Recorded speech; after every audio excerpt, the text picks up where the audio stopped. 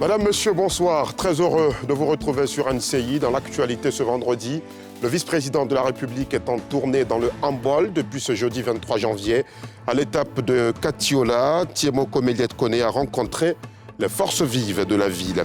Pendant ce temps, à Abidjan, l'homme mène des réflexions sur le prix national d'excellence. Les points focaux des ministères et autres secteurs techniques étaient réunis en atelier ce matin à l'auditorium de la primature. Et en République démocratique du Congo, les combats entre le M23 et l'armée congolaise ont repris, faisant plus de 400 000 déplacés depuis le début du mois de janvier, selon l'ONU. Après l'échec d'une médiation RDC-Rwanda sous l'égide de l'Angola, le M23 a repris du terrain ces dernières semaines et encercle désormais la capitale provinciale, Goma. Voilà pour le programme. Commençons ce journal à Katiola, la capitale du handball, où le vice-président est en tournée depuis ce jeudi 23 janvier. Il a successivement rencontré les cadres, les guides religieux et les jeunes. Tiemoko Meillet-Koné était aussi sur le chantier du CHR et du château d'eau, des projets chers aux populations de Katiola. On fait le point avec Pierre Dipomela. Journée chargée pour le vice-président Tiemoko Meillet-Koné à Katiola, où au cours de sa visite de 24 heures, il a échangé avec les cadres, les guides religieux et les jeunes. Mais avant, il s'est rendu pour les chantiers du CHR et du château d'eau en construction pour constater de visu l'état d'avancement des travaux. Des projets qui vont améliorer significativement les conditions de vie de la population. C'est un hôpital moderne et qui est même futuriste, qui doit permettre de prendre en charge ces problèmes. Il est important qu'on suive les travaux et qu'on sache ce qu'il faut faire pour activer justement la fin du chantier et que la population puisse bénéficier de cet environnement nouveau qui va leur permettre d'améliorer significativement leurs problèmes de santé. L'eau, c'est source de vie. Donc, tout ce qui concerne la vie des populations, parce que l'amélioration des conditions de vie nécessite qu'il y ait de l'eau potable. Et les programmes qui ont été envisagés sont des programmes assez ambitieux.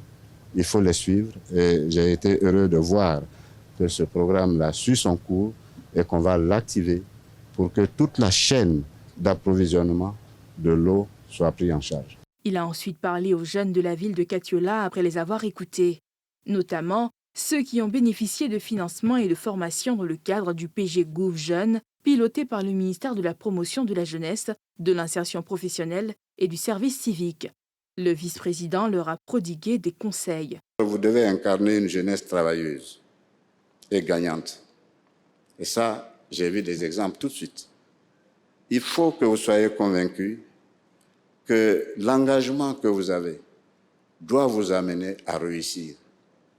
La réussite, ça commence certainement par avoir le minimum que vous cherchez pour exister. Mais ça va aussi au-delà de ça. Comme j'ai dit, il faut que vous soyez des champions. S'adressant aux paysans cadres et guides religieux, le vice-président de la République est revenu sur le prix Borchamp de la noix de cajou, produit agricole phare du handball. Aux cadres, il a appelé à l'union pour un développement harmonieux dans la région. Je me réjouis particulièrement de la fixation du prix Borchamp à 425 francs le kilo, comme il a dit pour la campagne 2025, contre 275 francs lors de la campagne précédente, ce qui traduit une hausse de 54%. Cette mesure reflète l'attention constante du président de la République envers nos producteurs, dont le travail mérite d'être salué et d'être soutenu. L'ampleur du devoir qui est le nôtre en tant que leader, guide religieux, élus et cadres, c'est de continuer à lui témoigner notre confiance et de l'accompagner dans ses efforts inlassables pour garantir la pérennité de ses acquis. Il a aussi invité les chefs traditionnels et guides religieux à travailler à consolider à la paix, le vivre ensemble, la cohésion sociale dans toutes les contrées du handball. Le prix national d'excellence 2025 se prépare activement. Les points focaux des différents ministères et autres secteurs techniques étaient tous réunis en atelier ce matin à l'auditorium de la primature. Il s'agissait d'échanger sur la 12e édition de ce prix. C'était sous le regard de Salif Yalekwe et Eric Kimou. Top départ des réflexions sur la 12e édition du prix national d'excellence. Afin de mieux aborder cette autre édition, s'est tenu à l'initiative du secrétariat permanent un atelier. Des améliorations à intégrer, à en croire le directeur de cabinet du Premier ministre, représentant Robert Begré-Mambé, le chef du gouvernement, à ces assises. Monsieur le Premier ministre demande que nous maintenions l'inscription en ligne, que nous en fassions une meilleure publicité pour susciter l'adhésion de nos populations et davantage de candidatures pour que le prix soit l'émanation d'une concurrence forte qui permet de mettre en exergue les compétences et les expériences qui méritent la reconnaissance de la nation à ce niveau.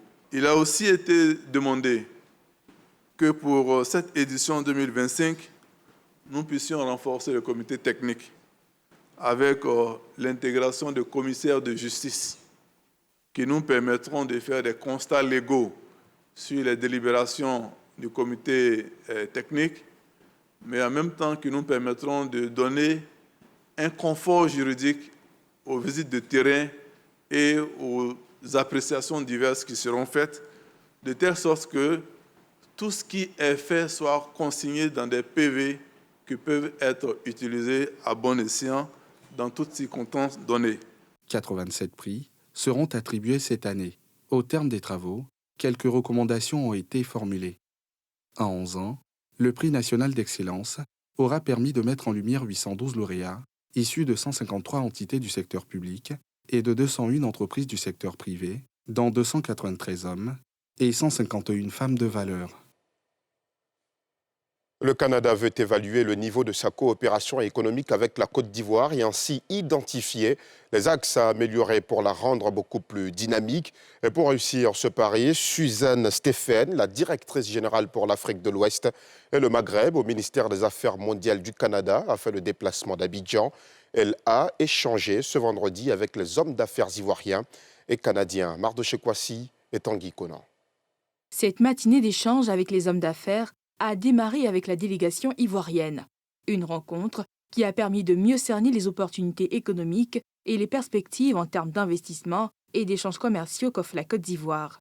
Le Canada est un très gros investisseur en matière minière en Côte d'Ivoire. Et vous savez également que les mines sont appelées à avoir une place plus prépondérante qu'ils ont dans le fonctionnement de notre économie.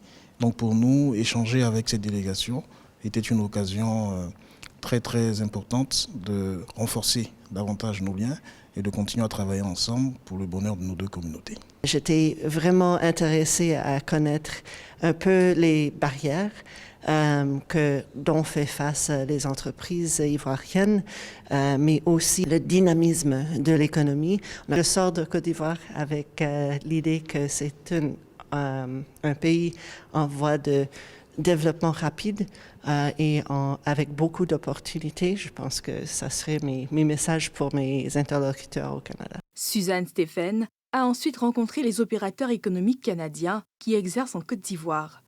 Avec eux, il a été question du développement des affaires avec un accent sur la dynamisation des activités de la Chambre de commerce Canada-Côte d'Ivoire. Les opportunités sont nombreuses, on le sait, on le voit, on l'entend bien entre les deux pays. Et notre rôle en tant que Chambre de commerce, évidemment, c'est de bien accueillir, de bien accompagner nos entreprises canadiennes et ivoiriennes, de part et d'autre, soit celles qui sont déjà installées ou qui souhaitent s'installer tant au Canada qu'en Côte d'Ivoire.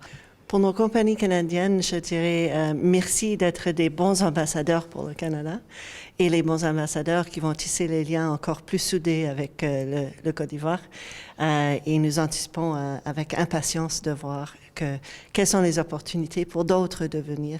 Avant cette rencontre avec les hommes d'affaires, la diplomate canadienne a visité les régions du Poro et du Tchologo, où elle a pu s'imprégner des efforts du gouvernement ivoirien pour faire face à l'arrivée massive des migrants venus du Sahel.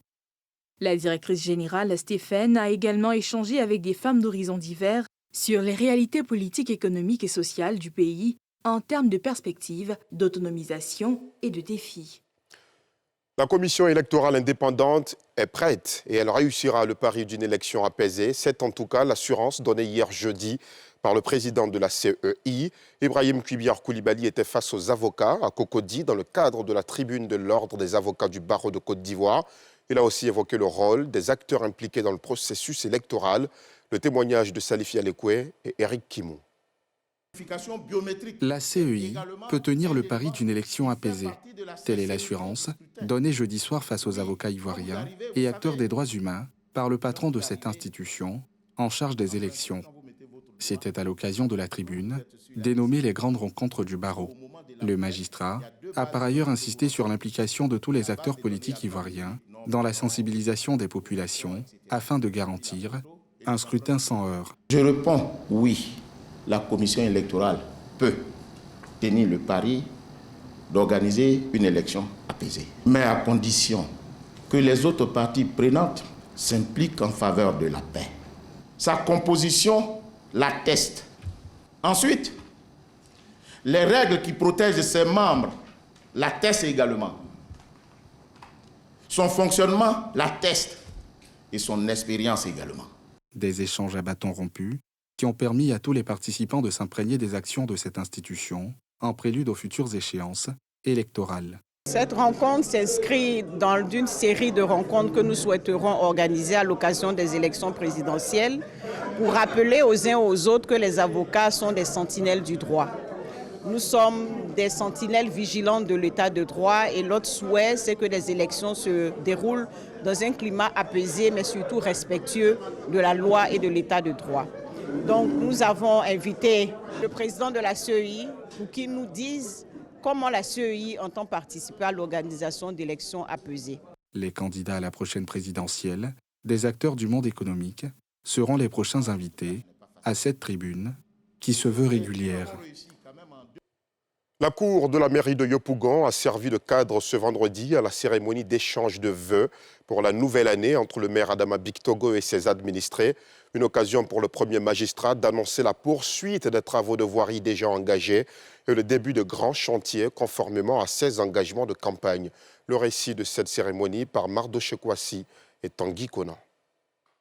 Cette cérémonie d'échange de vœux entre le maire de Yopougon et ses administrés a été un moment de communion entre le premier magistrat de la commune et son peuple.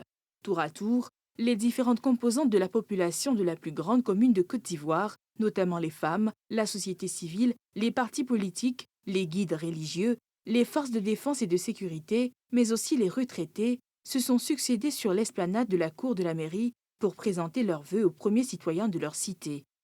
Une occasion saisie par le président de l'Assemblée nationale et maire de Yopougon pour exprimer sa gratitude à ses concitoyens avant d'annoncer ses chantiers pour 2025. Cette année qui vient de s'écouler a vu le début de quelques travaux.